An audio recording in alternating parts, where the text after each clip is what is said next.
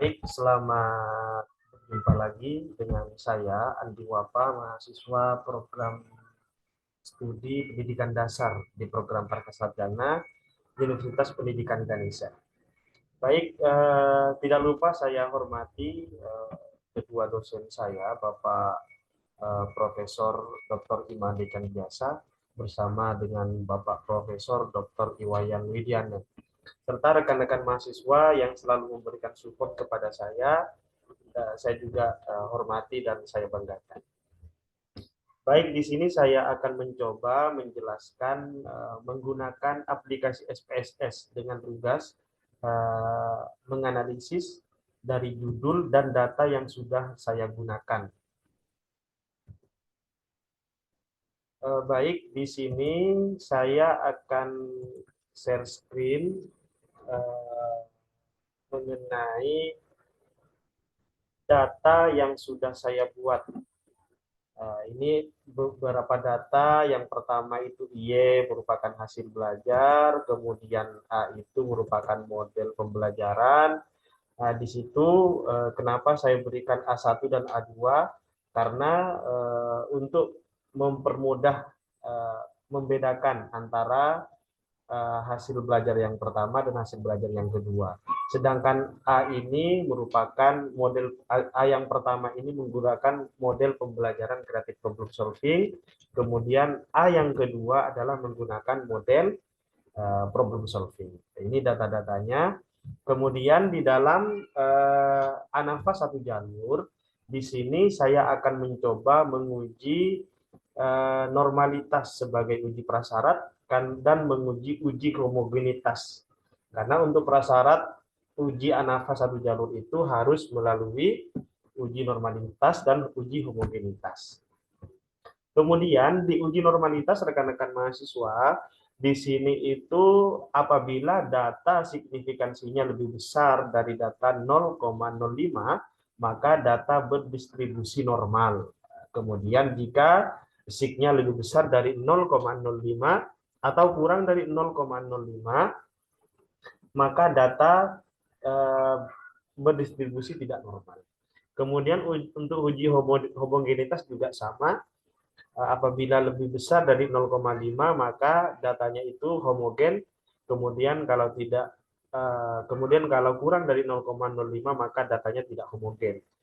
Kemudian untuk uji lanjut ANAFA-nya di satu jalur itu, nah ini kebalikannya rekan-rekan mahasiswa, apabila signya itu kurang dari 0,05 maka dianggap signifikan. Artinya model yang digunakan itu terdapat pengaruh yang signifikan.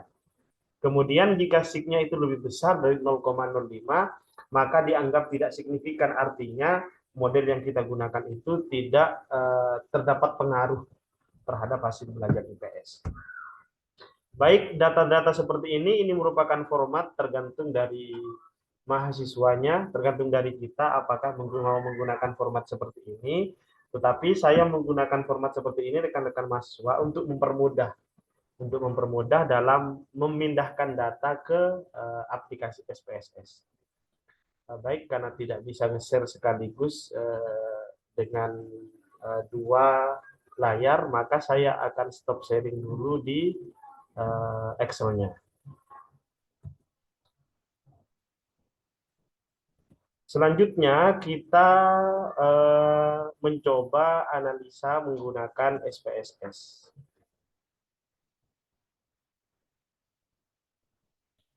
Baik, di sini pertama kita itu ke data view rekan-rekan mahasiswa. Di data view ini maka sudah diisi Y itu adalah hasil belajar, sedangkan A itu model pembelajaran.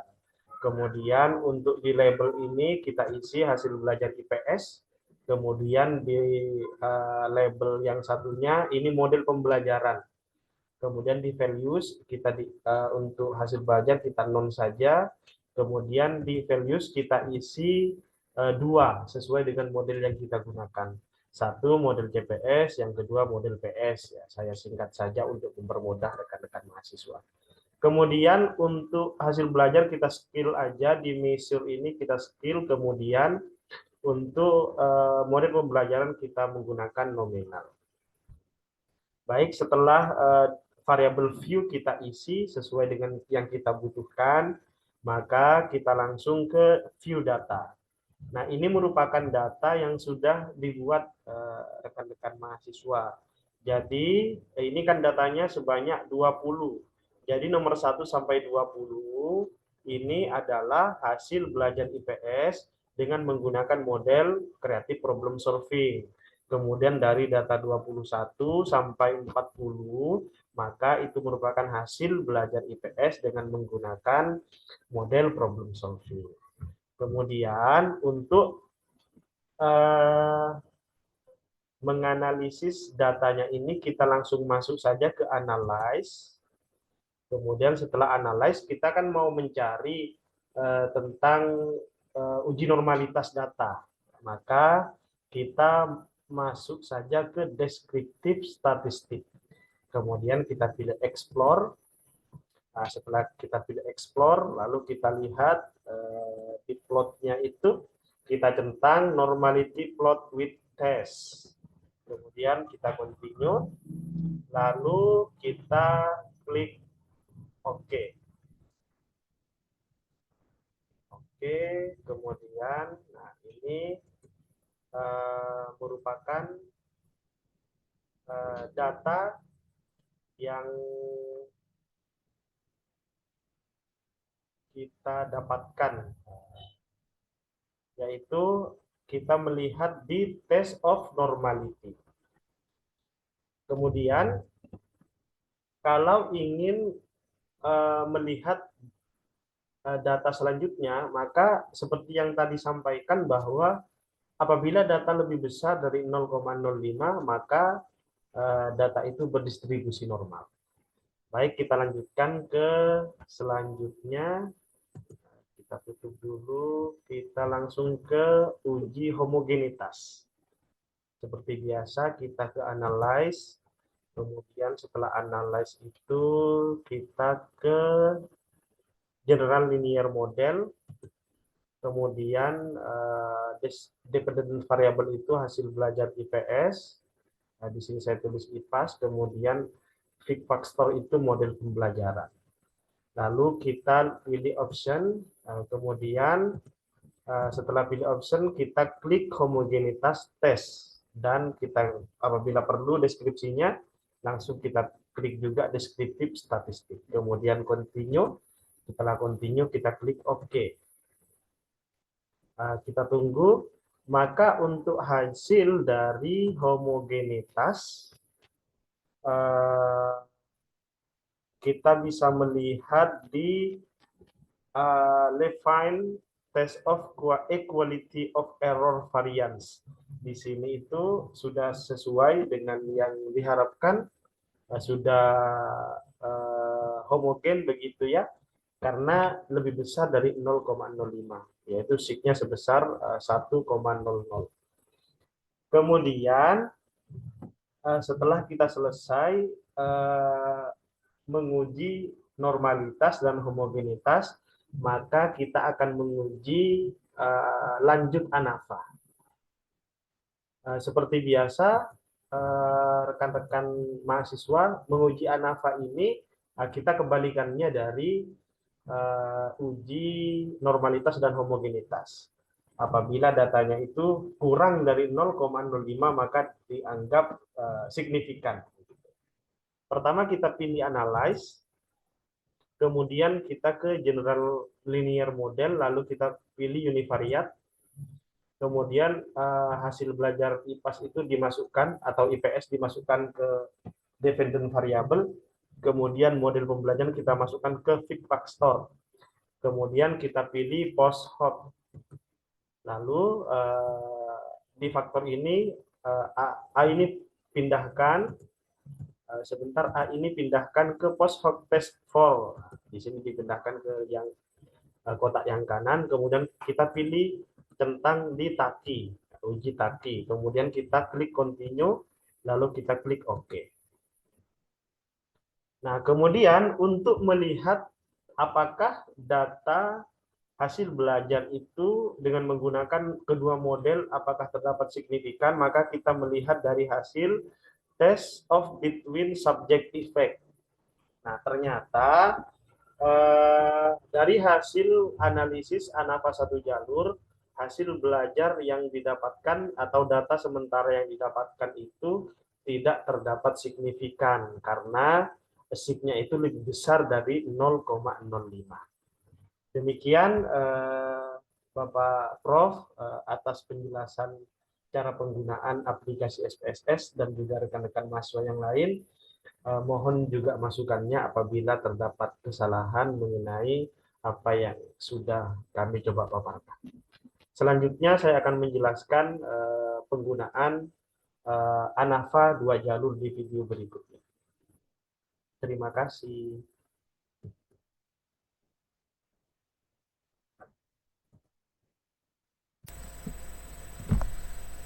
Baik, bertemu lagi dengan saya Andi Wafa, jurusan S3 Pendidikan Dasar, program Pascasarjana Universitas Pendidikan Ganesha. Yang saya hormati Prof. Widiane dan Prof. Candiase, karena sudah memberikan banyak pengalaman kepada saya, terutama dalam belajar mengenai statistik. Hari ini rekan-rekan mahasiswa, saya akan menjelaskan tentang bagaimana penggunaan SPSS ketika menganalisis ANAFA 2 jalur by level. Nah, di sini sudah ada datanya, sudah saya buatkan data mentah yang saya buat untuk sebagai bahan analisis untuk belajar begitu. Di sini terdiri dari dengan judul pengaruh model kreatif problem solving terhadap hasil belajar IPS ditinjau dari sikap multikultural siswa. Nah, di sini Y-nya itu hasil belajar, kemudian A-nya itu adalah model pembelajaran. Kalau di A pertama ini adalah A1 ya rekan-rekan. Jadi A1 itu adalah model pembelajaran kreatif problem solving. Kalau A2 ini pembelajaran konvensional. Nah, di sini kita langsung masuk pada SPSS. Nah, di SPSS ini kita membuat variabelnya dulu. Seperti biasa, yang pertama itu adalah Y, kemudian di sini ini Y adalah hasil belajar. Kemudian di sini kita bentuk center, kemudian di sini skill. Kemudian yang kedua itu adalah model pembelajaran. Tadi itu diberi kode A. Kemudian di sini seperti biasa model pembelajaran. Kemudian di sini karena ada dua, maka satu itu adalah CPS, kita F. Yang kedua adalah konvensional.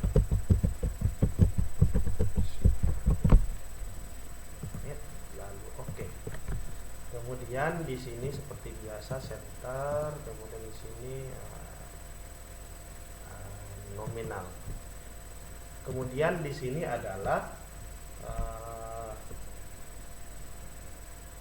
sikap multikultural. Sikap multikultural. Kemudian di sini seperti biasa satu itu multikultural tinggi. Multikultural tinggi. Kemudian di sini yang kedua multikultural rendah. Lalu oke. Kemudian setelah semuanya selesai, seperti biasa kita langsung ke view data.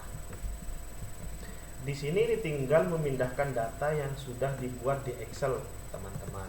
Karena saya sudah membuat data di Excel, jadi kita tinggal dikopikan saja. Kemudian di copy, lalu dipindahkan. Pindahkan ke sini. Oke, Selanjutnya juga sama, yang ini kita pindahkan.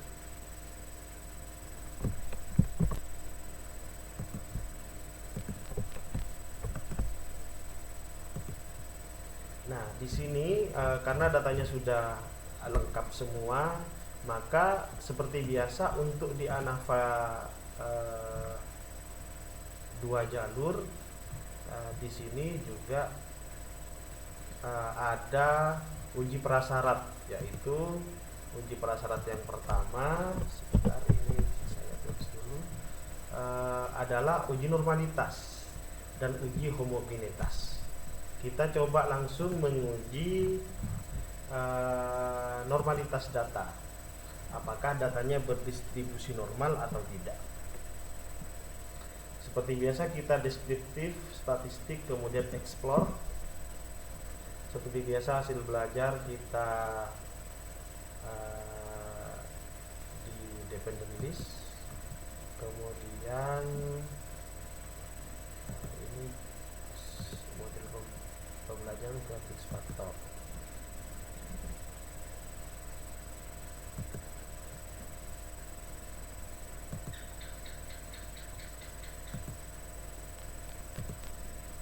Kita langsung ke normality plot with test. Oke. Jadi berdasarkan hasil dari analisis untuk mencari normalitas data, maka data yang didapatkan di sini ya, di test of normality terdapat 0,231 dan 0,66. Artinya di sini data yang sudah tersedia berdistribusi normal. Artinya ini bisa dilanjutkan ke uji berikutnya, yaitu uji homogenitas data. Pada uji homogenitas data, maka kita langsung pada seperti biasa klik analyze, kemudian kita ke general linear model, kemudian univariate, kemudian hasil belajar kita ke dependent variable, kemudian model pembelajaran kita ke fix factor, sikap multikultural juga fix factor, kemudian seperti biasa kita ke option, kita klik homogeneity test, lalu continue, kemudian klik OK. Jadi berdasarkan hasil uji normalitas data, didapatkan data sebesar 0,876. Artinya apabila lebih besar dari 0,05 maka data dapat dikategorikan normal. Kemudian karena sudah memenuhi uji prasyarat ANAVA 2 jalur, yaitu uji normalitas dan homogenitas, maka kita langsung mencoba uji ANAVA 2 jalur. ANAVA 2 jalur.